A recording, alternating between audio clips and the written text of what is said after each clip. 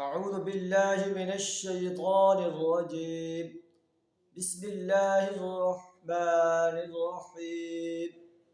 ومن يرغب عن ملة إبراهيم إلا من سفه نفسه ولقد اصطفيناه في الدنيا وإنه في الآخرة لمن الصالحين.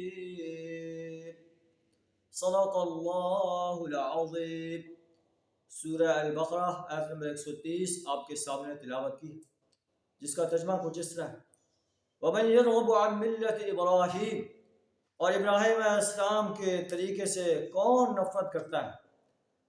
إِلَّا مَن سَفِهَ نَفْسَهُ، ہاں وہ شخص نفرت کرے گا جس نے اپنے آپ کو حماقت میں، جہالت میں مبتلا کر لیا ہے۔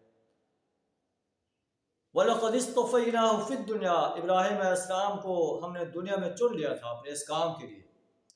وَإِنَّهُ فِي الْآخِرَةِ لَمِنَ الصَّالِحِينَ، آخرت میں وہ صالح انسانوں میں سے ہوگا۔ جب اس کے رب نے اسے کہا اسلم، اے ابراہیم مسلم ہو جا، آپ نے فرمایا اسلمت لرب العالمین، میں اپنے رب کا مسلم ہو گیا، اس کا فرمانبردار ہو گیا۔ اور یہی وصیت اس نے اپنے بیٹوں کو اور یعقوب علیہ السلام کو بھی یہی وصیت اپنے بیٹوں کو کی تھی: اے میرے بیٹو، ان اللہ اصطفیٰ لکم الدین، اللہ نے تمہارے دین کو پسند کر لیا ہے بطور نظام حیات کے، بطور طرز عمل کے۔ فلا تموتن الا وانتم مسلمون، تو تم مرتے دم تک اللہ کا فرمانبردار بن کر رہنا ہے۔